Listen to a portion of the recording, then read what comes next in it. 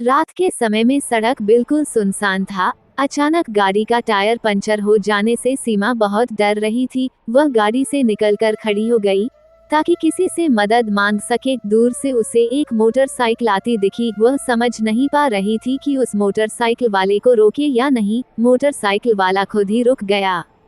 जब सीमा ने डरते हुए उसे अपनी समस्या बताई तो उसने कहा, मेरा नाम सूरज है, आप चिंता न करें, मैं टायर बदल देता हूँ। कुछ ही देर में उसने दूसरा टायर लगा दिया। सीमा बोली, मैं आपको कितने पैसे दूं? सूरज ने बोला, मैंने ये काम पैसे के लिए नहीं किया है, बल्कि आपकी मदद करने के लिए किया है। जब मैं मुसीबत में था मेरी भी किसी ने मदद की थी। बस आप भी जब किसी जरूरतमंद को देखे तो उसकी मदद जरूर करिएगा। सूरज अपने रास्ते चला गया और सीमा अपनी गाड़ी लेकर आगे बढ़ गई। कुछ दूर जाने पर सीमा को एक पेट्रोल पंप के पास एक छोटी सी चाय की दुकान मिली तो वो चाय पीने के लिए वह रुक गई। उस चाय की दुकान को एक युवती संभाल रही थी जो गर्भवती थी। उसे देखकर लग रहा था कि उसकी माली हालत ठीक नहीं थी। सीमा ने उससे बात की तो ये बात सही साबित हुई।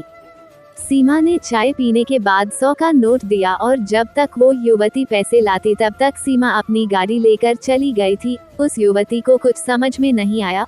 उसने देखा कागज के एक टुकड़े पर सीमा कुछ लिखकर 500 रुपए के 4 और नोट छोड़ गई थी। सीमा ने उस कागज पे लिखा था, जब मैं मुसीबत में थी तब किसी ने मेरी मदद की थी और अब ये मेरी तरफ से मदद समझना।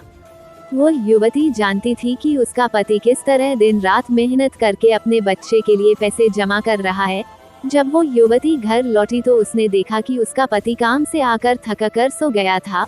उसने अपने पति के कान में धीरे से बोला, आज मेरा दिन बहुत अच्छा बीता। सीख, हम कोई भी काम कर रहे हो, कितने भी सफल हो, पैसे वाले हो, फिर भी मदद की जरूरत सबको होती है। अपना दिल साफ और मेहनतकश होना चाहिए। दोस्तों, आपको ये कहानी कैसी लगी लाइक करें और मेरी कहानी को अपने दोस्तों को शेयर करें। अगर आप नए हैं तो मेरे चैनल को सब्सक्राइब करें। हम मिलते हैं अपनी अगली कहानी में, तब तक आप अपना ख्याल रखें।